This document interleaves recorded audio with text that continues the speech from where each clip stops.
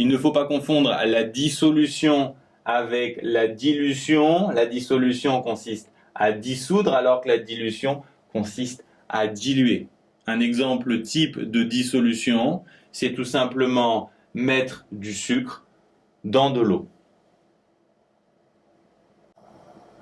Si on écrit l'équation de la dissolution, on n'a pas une équation très intéressante. La seule différence entre le membre de gauche et le membre de droite, c'est l'état. Ici, c'est solide et ici, c'est dissous en solution.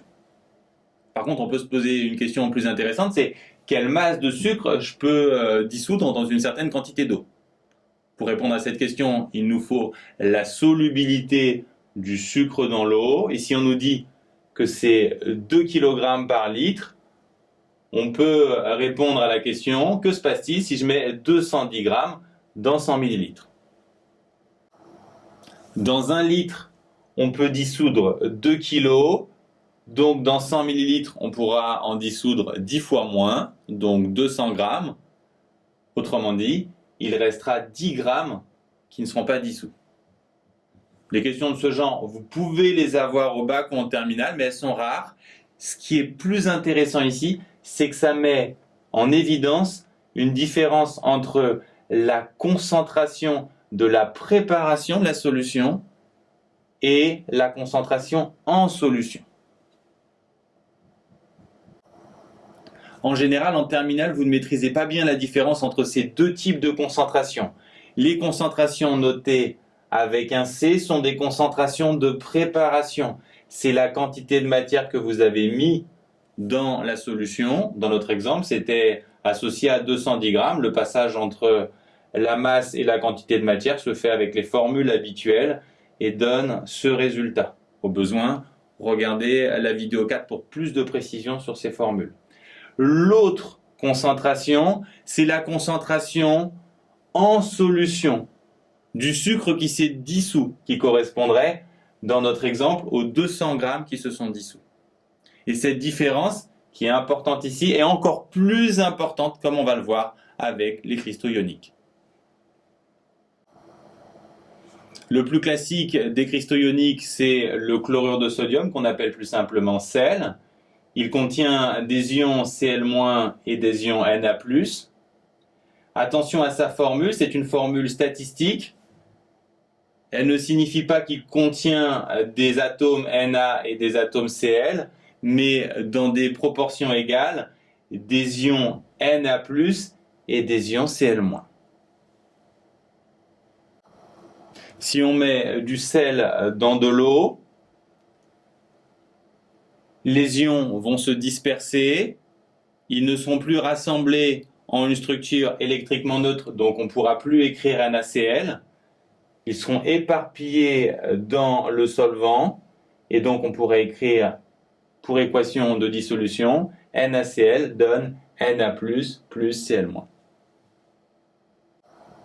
Si j'ai une concentration C ici qui fait 0,5 mol par litre, quelles sont les concentrations en solution de Na+, et de Cl-? On peut imaginer que chaque NaCl est cassé en deux, en un Na+, et un Cl-. Donc on aura dans la solution autant de Na+, et de Cl- qu'on avait au départ de NaCl. Donc on aura aussi 0,5 mol par litre pour la concentration des Na+, et de même pour les Cl-. Et habituez-vous à écrire directement ici C, C, C. Ça sera très pratique, même si ici on ne voit pas l'intérêt puisque tout est pareil. Regardons sur un exemple où c'est essentiel. On dissout du FeCl3. On nous demande pour commencer d'écrire la réaction de dissolution du cristal ionique. Donc on va dissoudre du FeCl3. On vient de voir que les ions Cl sont des ions chlorure, Cl-. Ici, quand le FeCl3 se dissout, il libère 3 ions Cl-. Ensuite, il faut équilibrer les charges. Ici, on a 3-, ici, on a 0. Donc, le seul fer ici va devoir tout seul porter les 3 charges plus. On a bien 3 plus 3- qui fait 0. On a équilibré les charges et les atomes. On a l'équation de dissolution. On nous demande ensuite de déterminer les concentrations des ions en solution en fonction de C, la concentration de préparation de FeCl3. Donc on note cette concentration C ici. On peut imaginer ici que chaque bloc de FeCl3 libère un fer et 3 Cl. Donc on aura la même concentration pour les ions fer que pour FeCl3. Par contre, pour les ions chlorure, vu qu'on en libère 3, on aura une concentration 3 fois plus importante. Et c'est à ce moment-là qu'on comprend toute l'importance de distinguer cette écriture avec les crochets de l'écriture avec le C. Ensuite, dans un problème de terminale, on vous demanderait de déterminer concrètement ces concentrations. Et pour ça, en plus des informations précédentes, on vous donnerait les masses molaires des différents atomes, donc fer et Cl. Pour ça, on applique des formules classiques. C égale N sur V, N égale petit m sur grand M, la masse sur la masse molaire. En cas de doute, avec ces formules, allez voir la vidéo suivante. Ensuite, il nous faut la masse molaire, c'est la masse molaire de FeCl3. C'est donc une fois la masse molaire du fer plus 3 fois la masse molaire de Cl. On remplace par les valeurs, 55 plus 3 fois 35, on trouve 160 grammes par mol. On peut donc déterminer la quantité de matière qui fait 8 sur 160, soit 0,05 mol. Ensuite, le volume et N nous permettent d'avoir C. Le volume, c'est 50 ml. Et donc, on trouve aussi 0,05, ce qui nous donne finalement une concentration de 1 mol par litre. Et pour les concentrations de fer et de chlorure, pour le fer, c'est aussi 1 mol. Et pour le chlorure, ça sera 3 mol par litre. L'essentiel de cette vidéo, c'est écrire rapidement une équation de dissolution. Deux exemples. Dissolution de CuCl2. Les ions chlorure, vous le savez, leur équation c'est Cl-, ils sont 2. Donc on a 2 charges moins. Pour équilibrer, il faudra un Cu2+ ici. Et tout de suite, vous écrivez que si vous avez une concentration de préparation C, vous aurez ici une concentration C et ici une concentration de 2C. Un peu plus dur, dissolution de Al2SO4,3.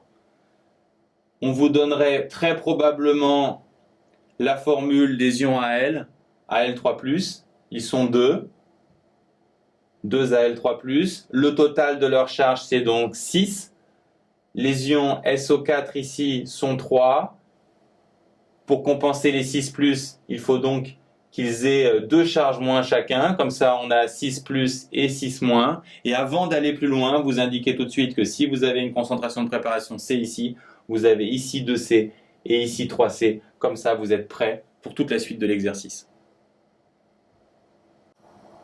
Pour finir, un exercice type bac d'un bon niveau sur la dissolution, on vous demande quelle masse d'hydroxyde d'argent versée dans un volume de 200 ml pour que la concentration des ions OH- soit d'1 mol par litre, et on vous donne pour ça quelques masses molaires.